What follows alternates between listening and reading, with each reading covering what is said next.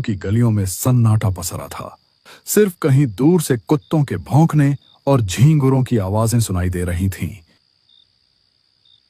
गली के मोड़ पर बनी एक छोटी सी चाय की दुकान कांपती हुई लालटेन की पीली रोशनी में जगमगा रही थी। लकड़ी की बेंच पर 2 आदमी बैठे थे। शिवा, तूने कभी उस पुराने पीपल के पेड़ के नीचे रात में रुककर देखा है? लोग कहते हैं कि वहां सफेद साड़ी वाली औरत दिखती है। कहते हैं वो औरत असल में उसी हवेली वाली है जिसकी बरसों पहले मौत हो गई थी। सुनने में आया है उसकी लाश कभी ढंग से दफन नहीं हुई और उसकी आत्मा भटकती रहती है। हाँ रे, एक बार मेरा चचेरा भाई उधर से देर रात गुजरा था। बोला कि जैसे किसी ने पीछे से उसका नाम पुकारा। मुड़कर देखा तो कोई नहीं, लेकिन पैरों के पास ठंडी हवा का झोंका आया था। उसके बाद कई दिनों तक बुखार में पड़ा रहा। लोग बातें बनाते हैं रामलाल, लेकिन गांव के ही रघुवीर को याद है ना? वही जो शराब पीकर उस हवेली में घुस गया था। सुबह लोगों ने उसे चौपाल के पास पाया। पूरा पागल हो गया था। अब तो 2 शब्द जोड़ने की भी हालत नहीं है उसकी।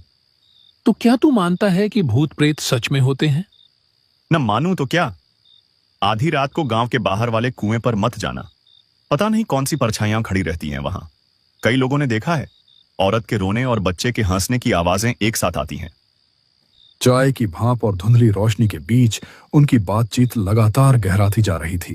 तभी अचानक कदमों की आहट सुनाई दी। दोनों सहमकर इधर उधर देखने लगे।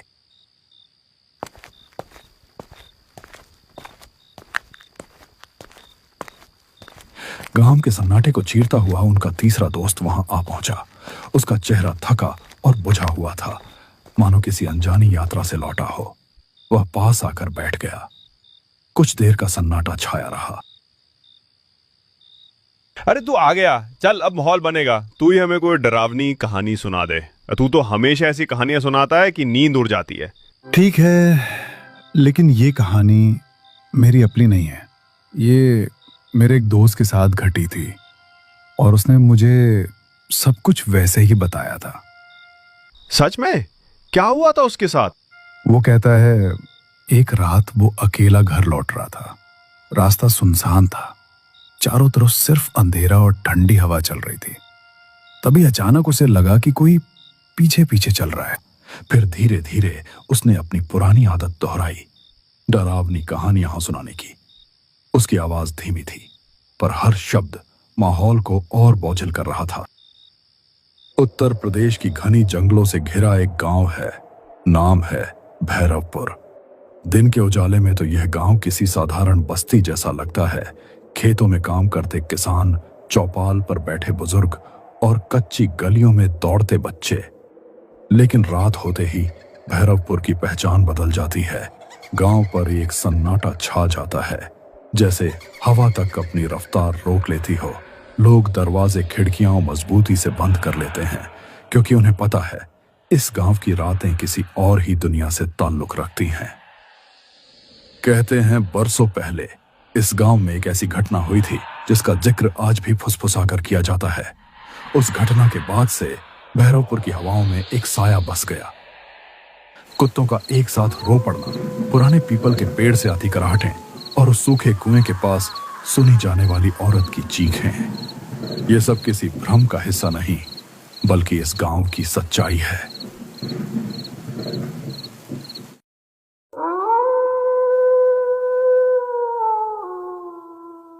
रात का वक्त था, लगभग 10:30 बज रहे थे। गांव में हल्की हल्की हवा के साथ बारिश भी हो रही थी और यहां सूरज के बेटे की तबीयत बिगड़ती ही जा रही थी। कोने में हल्की सी एक लालटेन जल रही थी। दोनों पति पत्नी अपने बच्चों की तबीयत को लेकर चिंतित थे। सूरज का मन तो था कि वह अपने बेटे को शहर के अस्पताल में ले जाए, लेकिन गांव वालों से उसने जो सुना था उसे सोचकर उसकी रूह कांप जाती थी कि कहीं उसके साथ भी कोई अनहोनी ना हो जाए।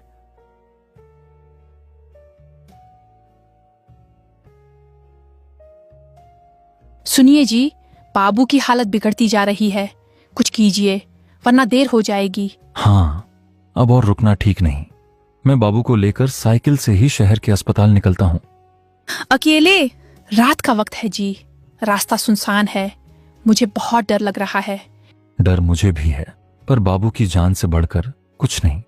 चाहे रास्ता कैसा भी हो, मैं उसे शहर जरूर ले जाऊंगा। हिम्मत रखना।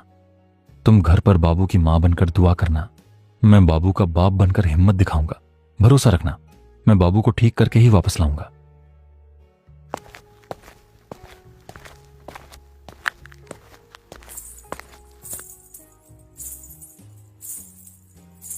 उस रात एक पिता अपने बेटे की जान बचाने के लिए एक ऐसे खौफनाक सफर पर निकल पड़ा था जहां कदम कदम पर खतरा था। इस गहरे अंधेरे के बीच साइकिल चला रहे सूरज के मन में डर बढ़ता जा रहा था। इस डर का कारण था शहर की तरफ जाने वाला यह इकलौता रास्ता। बारिश अब और तेज हो चुकी थी। बूंदें सूरज के चेहरे पर पड़कर जैसे उसे बार बार चेतावनी दे रही थीं, लेकिन उसके पास ठहरने का वक्त नहीं था। बेटे की सांसें भारी हो रही थीं।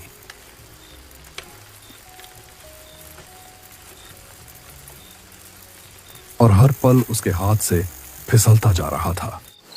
रास्ता सुनसान था।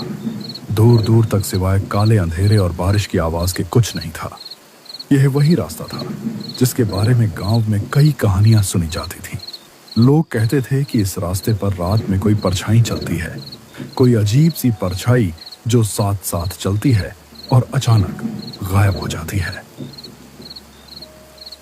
सफर अभी बहुत लंबा था, इसीलिए सूरज अपनी साइकिल तेज चला रहा था ताकि वह जल्दी शहर पहुंचकर अपने बेटे की जान बचा सके। लेकिन अब बारिश बंद हो चुकी थी।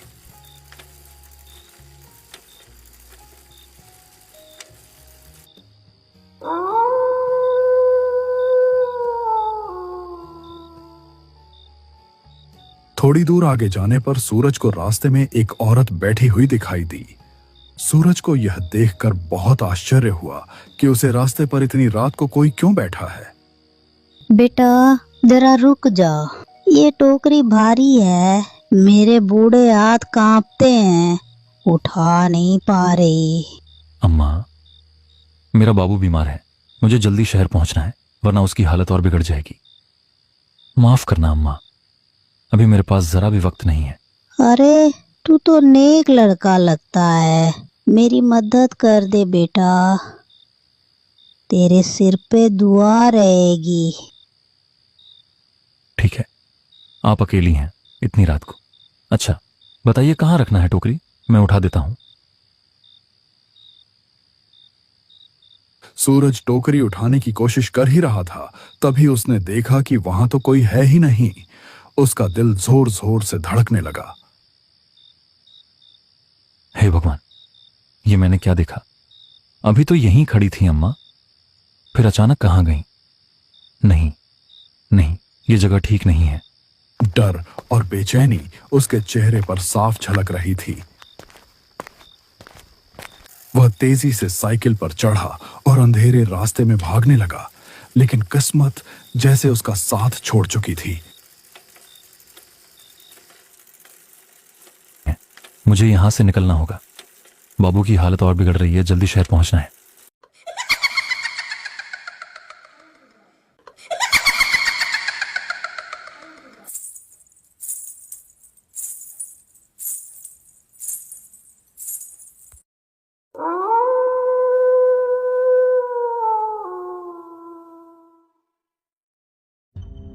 अचानक उसकी पुरानी साइकिल की जंग लगी चेन जमीन पर गिर गई। हे राम, ये क्या हो गया? अभी इस वक्त ही चेन गिरनी थी क्या? अगर मैं यहीं रुक गया तो पता नहीं क्या हो जाएगा। नहीं, मुझे किसी तरह चेन चलानी ही होगी। और सूरज घबराहट में झुककर चेन चढ़ाने ही वाला था कि तभी उसकी रगों में खून जम गया। सामने वहीं खड़ी थी एक औरत, और वह औरत हूबहू उसकी पत्नी जैसी दिख रही थी। उस पल सूरज का मन मानो भर भरा कर टूट पड़ा। अरे तुम यहां कैसे? तुम तो घर पर थी ना, इतनी रात गए इस सुनसान रास्ते पर कैसे चली आई? मत पूछो, मैंने रास्ते में एक परछाई देखी थी, वो लगातार मेरा पीछा कर रही है। मैं डरी हुई थी, इसलिए भागकर तुम्हारे पास आ गई। जल्दी करो, हमें यहाँ से निकलना होगा। बाबू को मुझे पकड़ाओ, मैं उसे संभाल लेती हूँ। तुम साइकिल ठीक करो। परछाई, ये कैसी बातें कर रही हो तुम? लेकिन अगर तुमने सच में देखा है तो मामला गंभीर है। अच्छा, तुम बाबू को थामो, मैं चेन लगाता हूं। हाँ, जल्दी करो, वो कभी भी यहाँ आ सकती है। उसने सोचा शायद उसकी पत्नी ही है जो किसी तरह यहां तक पहुंच गई। वह कुछ पूछने या सोचने की हालत में नहीं था। थकान, डर और बच्चे की बीमारी ने उसकी समझ को कुंद कर दिया था। उसने बिना शक किए अपने बीमार बेटे को उस औरत की बाहों में थमा दिया। सूरज जल्दी से साइकिल संभाल कर आगे बढ़ गया।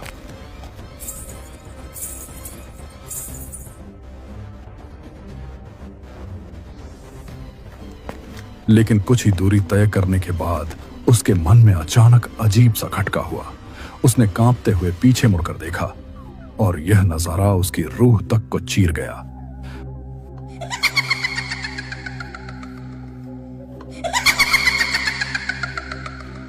वहां उसकी पत्नी नहीं थी, सामने वही था जिससे गांव के बुजुर्ग हमेशा चेतावनी देते आए थे, छलावा। उसका असली भयानक रूप अब सामने था और उसकी पकड़ में सूरज का छोटा सा बाबू था। मेरे बाबू को छोड़ दे, ये मेरा बच्चा है, तू इसे क्यों ले आई? ओ मां, मैंने तो तुझे अपनी पत्नी समझा था। आंसू बारिश के कतरों के साथ मिल गए और उसकी दौड़ती हुई सांसें पागलपन की हद तक तेज हो गईं। वह ठोकर खाता, गिरता, फिर उठता और भागता रहा। उसके सीने में सिर्फ एक ही बात थी, किसी भी तरह बाबू को बचाना है। डर अब भी था, लेकिन उस डर के नीचे छिपा पिता का हौसला कहीं ज्यादा बड़ा था। मेरा बाबू मुझे लौटा दे। नहीं, ऐसा मत कर, मैं तुझसे हाथ जोड़ता हूं। मेरे लाल को कुछ मत करना, उसे मुझे दे दे। सूरज बेतहाशा अंधेरे में अपने बच्चे को ढूंढ ही रहा था। उसके कदम कांप रहे थे, दिल की धड़कनें तेज होती जा रही थीं। तभी उसकी नजर सामने पड़ी। वहां टूटी फूटी पगडंडी के बीच वही चुड़ैल बैठी थी। उसकी गोद में वही बच्चा था जिसे सूरज अपनी जान से भी ज्यादा चाहता था। लेकिन उस वक्त उसके चेहरे पर एक रहस्यमयी मुस्कान थी, मानो वह जानती हो कि सूरज का डर अब उसके कब्जे में है। नहीं, ऐसा मत कर, मैं तुझसे हाथ जोड़ता हूं। मेरे लाल को कुछ मत करना, उसे मुझे दे दे। हे भगवान, अब मैं क्या करूं? किससे मदद मांगूं? हे भगवान, मेरा बाबू मुझसे मत छीनो। वो तो मेरी सांसों की डोर है, उसके बिना मैं जिंदा नहीं रह पाऊंगा। ओ परछाई, तुझसे मैं डरता नहीं, मगर मेरा लाल तेरा नहीं है। वो मेरी रूह का टुकड़ा है, उसे लौटा दे। अगर मेरी जान चाहिए तो ले जा, पर मेरे बाबू को छोड़ दे। मैं अपनी आंखों की रोशनी भी तुझ पर वार दूंगा। बस मेरा बच्चा मुझे लौटा दे। छलावा ने अपनी लाल आंखें चमकाईं। वह जैसे ही बाबू को चोट पहुंचाने के लिए अपना काला हाथ उठाता, तभी अचानक अंधेरे को चीरती हुई मोटरसाइकिल की तेज हेडलाइट उधर आ पड़ी।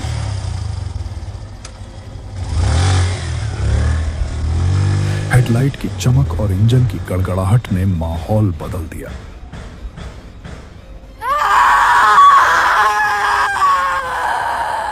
छलावा ने चीख मारी और अगले ही पल धुएं की तरह गायब हो गया। बाबू उसकी पकड़ से छूटकर जमीन पर गिर पड़ा। सूरज ने दौड़कर अपने लाल को उठा लिया, कांपते हाथों में उसे सीने से चिपका लिया और आंसुओं से उसका चेहरा भीग गया। आसमान से बरसती बूंदें अब उसे डरावनी नहीं लग रही थीं, बल्कि जैसे राहत का आशीर्वाद बनकर बरस रही थीं।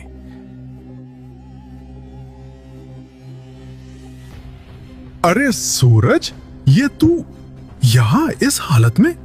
और ये तेरी आंखें लाल क्यों हैं? भाई, तू सही समय पर आया, वरना मेरा बाबू, मेरा लाल मुझसे हमेशा के लिए छिन जाता। किसने छीना था? कौन था यहां? वो कोई औरत नहीं थी, वो तो छलावा था। उसी ने मेरी आंखों के सामने मेरी पत्नी का रूप बनाकर मुझे धोखा दिया और मेरे बाबू को लेकर भाग गया। भाई, मैं मर ही गया था डर से। ये तो तेरी बाइक की आवाज थी जिसने उसे भगा दिया, वरना मेरा सब कुछ खत्म हो जाता। छलावा? हे भगवान, मैं तो रास्ते में बस अंधेरे में कोई साया देख रहा था। तभी मैंने गाड़ी तेज कर दी। अच्छा हुआ जो मैं यही रुक गया। भाई, तूने आज मेरी जान नहीं बल्कि मेरी पूरी दुनिया बचा ली। तेरी ये मदद मैं जिंदगी भर नहीं भूल पाऊंगा। सूरज, घबरा मत, अब मैं हूं ना। देख, बाबू सुरक्षित है। हम दोनों उसे लेकर तुरंत शहर चलेंगे। तुझे अकेले नहीं छोड़ूंगा। उस अंधेरी रात में सूरज की यह कहानी गांव के दिल में हमेशा के लिए दर्ज हो गई। एक बाप की जिसने छायाओं और छलावे से टकराकर अपनी संतान को बचा लिया। उस रात ने यह साबित कर दिया कि डर कितना भी गहरा क्यों ना हो, एक पिता का प्यार उससे कहीं ज्यादा मजबूत होता है।